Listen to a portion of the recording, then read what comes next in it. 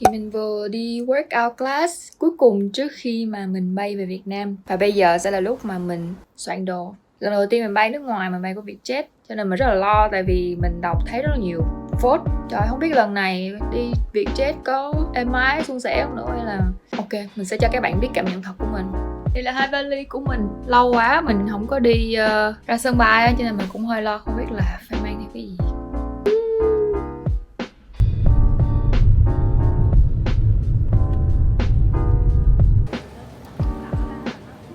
Mình vừa mới check in xong, cảm thấy mọi thứ rất là nhanh gọn lẹ luôn, tại vì trước mình cũng không có nhiều người nữa. Có một người mà bay nhầm của Vietnam Airlines mà qua về Vietjet nên rất là nhanh nha. Mình đi. Wow. Cái ngắm một vòng nha.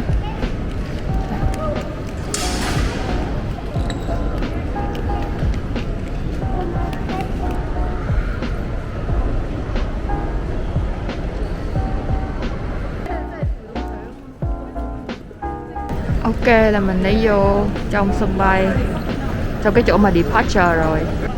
Nói chung mọi thứ hiện tại thì rất là nhanh luôn. Trời ơi, Lotte sắp có ở Singapore.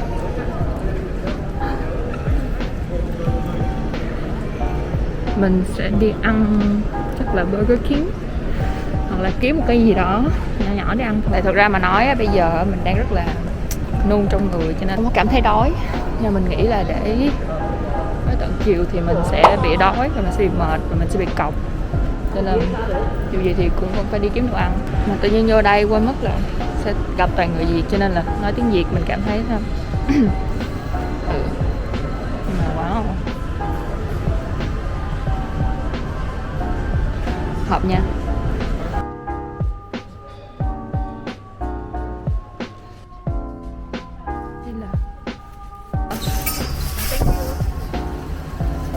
Oh my god.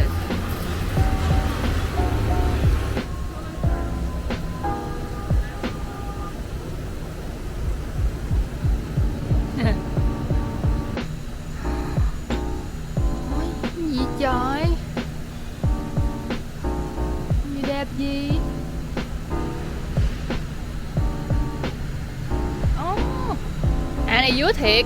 Ban đầu tưởng thơm giả nhưng mà nó là thơm thiệt để cho mấy con này nó đậu. Wow. Sắp tới giờ lên máy bay rồi. Thì mình muốn chia sẻ luôn cái trải nghiệm mà check in Vietjet á. Trời ơi, rất là nhanh luôn. Mình tới sân bay lúc khoảng tầm 10 giờ 40, tại vì mình bị rén. Nhưng mà cũng không có đông lắm. Xong rồi mình làm thủ tục xong là 11 giờ là xong rồi, là đi vô luôn á. Nói chung là nhanh gọn lẹ nha. Mình nghĩ một phần nữa cũng là tại vì hành lý của mình mua thì là 40 kg nhưng mà mình xài có 32 kg.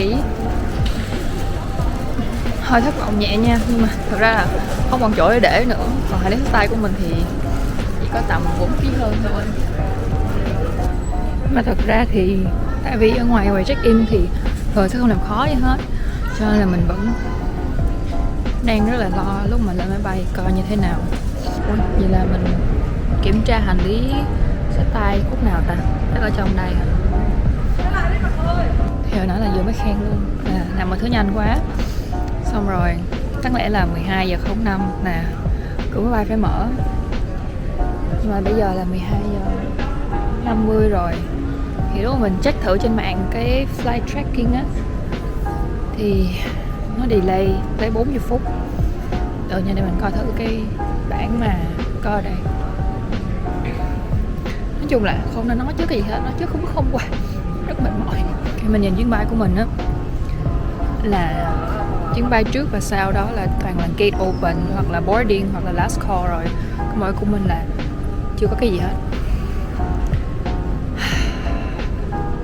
Mình nghĩ nguyên do chỉ đơn giản là tại vì cái chuyến mà bay từ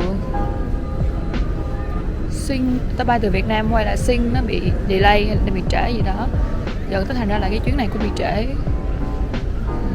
Thôi đi coi có cảnh gì nhìn ra ngoài được không nha. Chưa có máy bay nữa, là bên phía bên kia bị delay. Không sao, nói chung là chưa có gì, mọi thứ cũng đang suôn sẻ nên là không sao. Ra cá nhân mình thì cái việc mà máy bay tới muộn thì điều không ai muốn. Nhưng mà mình nghĩ mọi người, chứ là những cái hành khách ở đây rất là nhiều luôn, sẽ appreciate nếu như mà được báo trước á. Chứ giờ không biết gì sẽ ra, cũng không có nói gì hết. Đây, cuối cùng thì cái máy bay đã đáp rồi. Ok, mình đã vô trong rồi. Nói chung là tới bây giờ thì mọi thứ vẫn suôn sẻ, có nghĩa là mọi thứ rất nhanh, chỉ có ngồi đợi cái máy bay là lâu thôi, chứ mọi cái thủ tục thì mình thấy bình thường. Mình chắc là tại do mình đang ở sân bay Singapore, best airport in the world mà. Cuối cùng tới giờ lên máy bay rồi, nhưng mà mình thấy mọi thứ đơn giản, đi vô. Oh my god,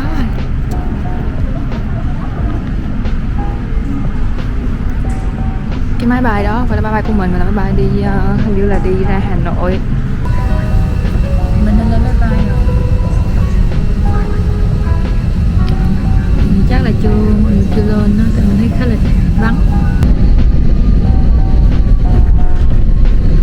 Mình đã, bởi vì lúc mình mua vé thì nó rất là bao gồm phần ăn, mình nghĩ là mỗi nó còn dư tiền á, cho nên là mình đã, tức là mình mua 2 suất ăn, có 2 chai nước, xong rồi 2 cái ăn tới bao giờ. Mà cái này mình sẽ mang xuống để cho Bảo, tại vì Bảo dù lý do đó rất có đồ ăn ở trong cái này cũng được.